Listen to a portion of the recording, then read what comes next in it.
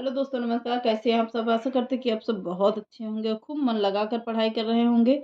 तो चलिए आज के सेशन को चालू करते हैं। बहुत ही इम्पोर्टेंट प्रश्न है, तो आप लोगों को आज का सेशन देते हैं। इम्पोर्टेंट इम्पोर्टेंट प्रश्न है, तो आप लोग इसको पूरा देखिएगा, बिल्कुल वॉच करिएगा।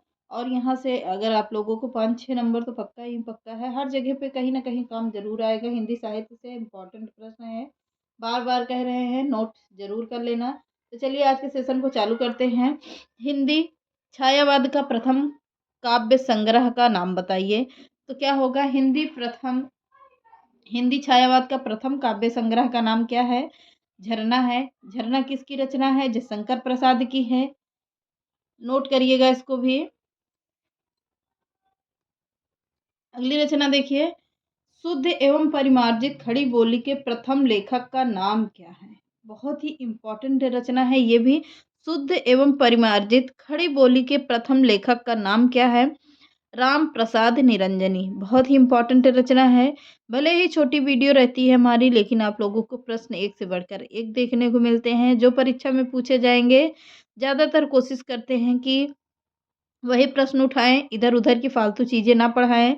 तो आगे देखिएगा, हिंदी खड़ी बोली की प्रथम प्रतिष्ठित कवि कौन है? हिंदी खड़ी बोली के प्रथम प्रतिष्ठित कवि कौन है? अमीर खुसरो हैं। इम्पोर्टेंट रचना है। आगे देखिएगा, हिंदी का प्रथम अतुकांत रचना कौन सी है? हिंदी का प्रथम अतुकांत रचना कौन सी है? तो प्रेम पथिक है। प्रेम पथिक किसकी रचना है? तो जयशंकर प्रसाद की है। नोट करिए, आगे बढ़ते हैं। हिंदी खड़ी बोली का प्रथम काव्य ग्रंथ का नाम क्या है? हिंदी खड़ी बोली का प्रथम काव्य ग्रंथ का नाम क्या है? एकांतवासी।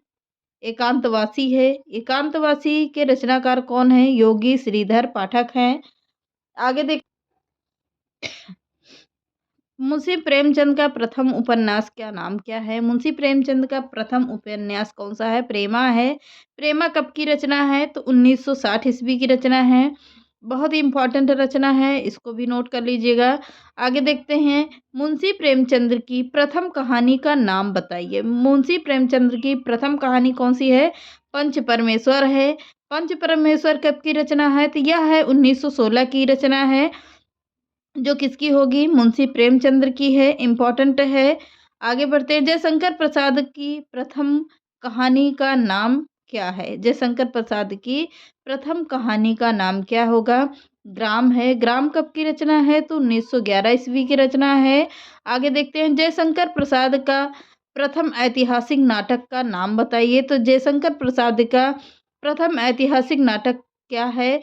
नाटक का नाम क्या होगा? राजश्री है। राजश्री कब की रचना है? तो 1915 ईस्वी की रचना है।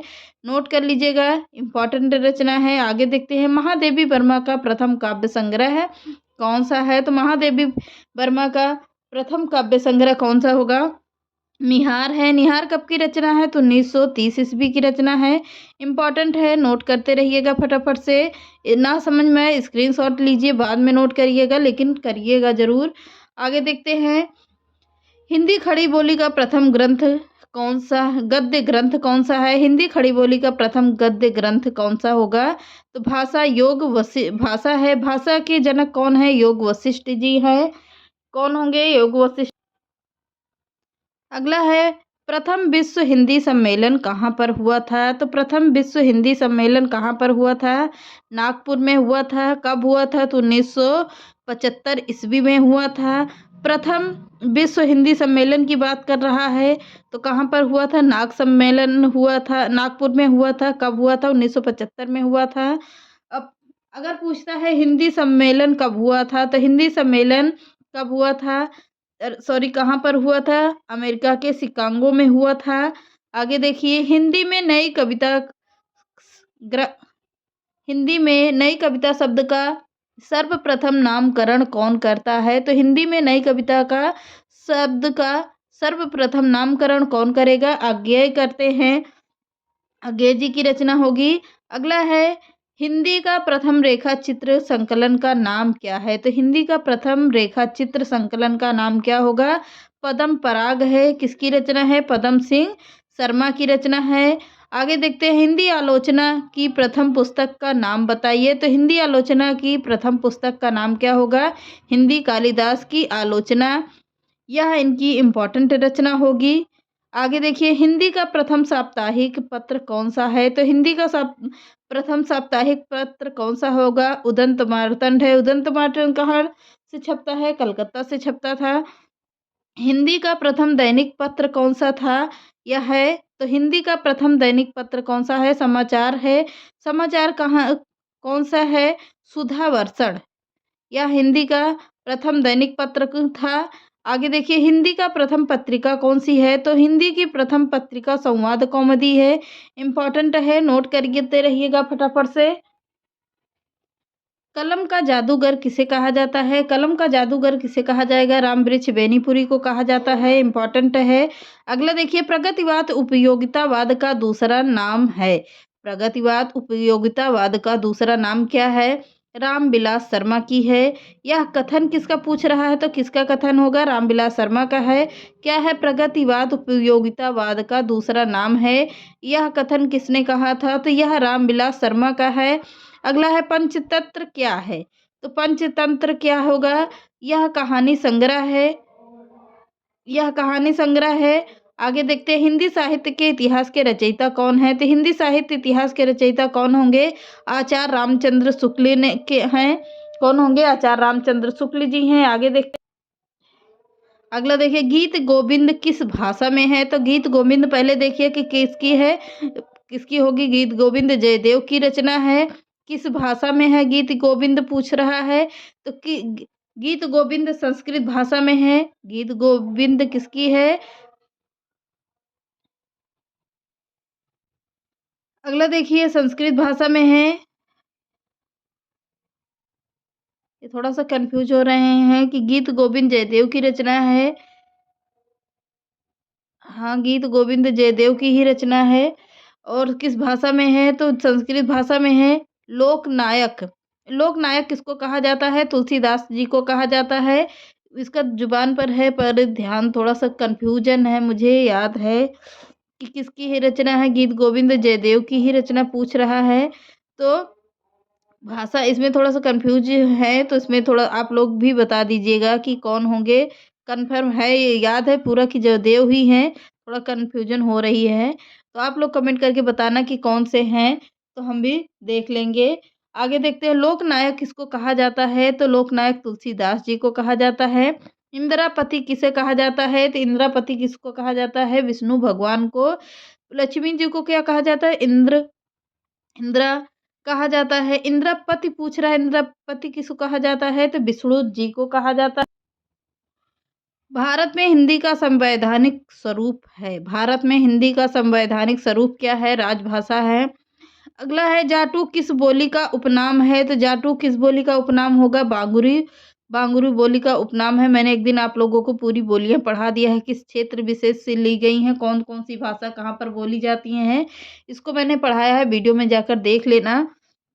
अगला देखिए एक मनई के दूजे दुई बेटवे रहिन, यह अवतरण हिंदी की किस बोली में आता है? तो हिंदी में एक मनई के दुई बेटवे रहिन, यह भोजपुरी भाषा की लैंग्वेज होगी। यानी कि कहाँ की भाषा है यह बोली है? भोजपुरी बोली होगी। अगला है हिंदी का पहला नाटक कौन सा है? तो हिंदी का पहला नाटक नहुस है। इम्पॉर्टेंट रचना है। आगे देखते हैं कबीर दास की भाषा कैसी थी? तो कबीर दास की भाषा सदुक्कड़ी थी। बहुत ही पूछा जाने वाला प्रश्न है। कलम का जादूगर किसे कहा जाता है? तो कलम का जादूगर होंगे रामवृक्ष बेनीपुरी को। अगला देखिए प्रगतिवाद उपयोगितावाद का दूसरा नाम है। यह कथन किसका होगा? प्रगतिवाद उपयोगितावाद का दूसरा नाम है। यह कथन किसका है? रामविलास शर्मा का है। इम्पोर्टेंट रचना है। पंचतंत्र क्या है? तो पंचतंत्र एक कहानी संग्रह है। किसका है पंचतंत्र? विष्णु शर्मा की रचना है। आगे देखते हैं हिंदी साहित्य के इतिहास के रचयिता कौन है? हिंदी साहित्य इतिहास के रचयिता रामचंद्र शुक्ल जी है। गीत गोविंद किस भाषा में है? तो गीत गोविंद पूर्णतः संस्कृत भाषा में है। आगे देखते हिंदी वर्णमाला में व्यंजनों की संख्या कितनी है? तो हिंदी वर्णमाला में व्यंजनों की संख्या 33 व्यंजन हैं। और अगला देखते हैं स्वर कितने होंगे? 11 होंगे। व्यंजन कितने होंगे? 33 होंगे। कितने वर्ग हैं पूछता है? तो का वर्ग, चा वर्ग, टा वर्ग, पा वर्ग और ता वर्ग। पूरे वर्ग आ गए। का वर्ग में आता है का खा गा घा गा आता है, गा तक का खा गा घा घा तक आता है, और चा वर्ग में चा छा जा झा इया तक आता है, और पा में पूरा पांचों वर्ग आता है। सारे में पांचों वर्ग होंगे इसके, तो वैसे होते हैं 25 व्यंजन, लेकिन कुल व्यंजनों की संख्या पूछ रहा है तो 33 व्यंजन होते हैं, 11 स्वर होते हैं। आगे देखिए, सूरदास का काव्य किस भाषा में है? तो सूरदास का काव्य ब्रज भाषा में है। हिंदी साहित्य सम्मेलन प्रयाग की स्थापना कब हुई थी? तो 1910 में ईस्वी में हुई है। संविधान की 8वीं अनुसूची में उल्लिखित भारतीय राज भाषाओं की संख्या है तो कितनी भाषाएं हैं? 22 भाषाएं हैं। आगे देखते हैं, हिंदी का विशिष्ट बोली ब्रज भाषा किस रूप में सबसे अधिक प्रसिद्ध है? तो किस रूप में है? काव्य भाषा में है। अगला देखते हैं, देवनागरी लिपि किस लिपि का विकसित रूप है? तो देवनागरी लिपि किस लिपि का विकसित रूप होगा? तो ब्राह्मी लिपि का विकसित रूप है। आगे देखिए, रामायण महाभारत आदि ग्रंथ कौन सी भाषा में लिखे गए हैं? तो रामायण महाभारत आदि ग्रंथ पूरे किस भाषा में होंगे? आर्य भाषा होंगी। आगे देखते हैं, विद्यापति की प्रसिद्ध रचना पदावली किस भाषा में लिखी गई है? तो विद्यापति की प्रसिद्ध पदावली मैथिली भाषा में लिखी गई थी। इम्पॉर्टेंट रचना है, इसको भी नोट करते रहिएगा साथ साथ में। आगे देखते हैं, संस्कृत से सबसे अधिक प्रभावशाली द्रविड़ भाषा कौन सी है? तो संस्कृत से पूछ रहा है कि सबसे अधिक प्रभावशाली भाषा कौन सी द्रविड़ भाषा कौन सी होगी? तो तेलुगु भाषा है। हिंदी को भारतीय संविधान में कहा गया है, क्या कहा गया है? राजभाषा कहा गया है। भूषण किस रस के कवि माने जाते हैं? तो भूषण वीर रस के कवि माने जाते हैं। कठिन काव्य का प्रेत केशवदास जी को कहा जाता है। हिंदी शब्द का प्रयोग सर्वप्रथम भाषा के संबंध में किसके द्वारा किया गया था? तो अमीर खुसरो के द्वारा किया गया था। आदि काल को आरंभिक काल की संज्ञा किसके द्वारा दी गई थी? तो मिश्र बंधुओं के द्वारा दी गई थी। मिश्र बंधु कौन है? तो देव बिहारी मिश्र, सुखदेव बिहारी मिश्र, और कौन होंगे? कृष्ण बिहारी मिश्र। तीनों मिश्र आ जाते हैं। गणेश बिहारी, श्याम बिहारी, और एक बिहारी और हैं देव बिहारी मिश्र। तीनों मिश्र आ जाते हैं। यह किसने कहा था कि साहित्य का इतिहास जनता की चित्त वृत्ति का इतिहास है? आचार्य रामचंद्र शुक्ल ने कहा था। किस कवि को अपभ्रंश की वाल्मीकि कहा जाता है? तो शंभू को कहा जाता है। हिंदी के प्रथम कवि माने जाते हैं, सराफा को कहा जाता है। हिंदी के प्रथम मौलिक नाटक का नाम बताइए? तो नहुस है। नहुस किसकी रचना है? गोपाल चंद्र की रचना है। इम्पॉर्टेंट है, इसको भी नोट करते रहिएगा साथ साथ में। ये रहे कुछ प्रश्न। आप लोगों को प्रश्न कैसे लगे तो आप लोग कमेंट करके बताइए कि प्रश्न कैसे लगे। चैनल पसंद है तो लाइक, सब्सक्राइब एंड शेयर कर दीजिएगा। नमस्कार।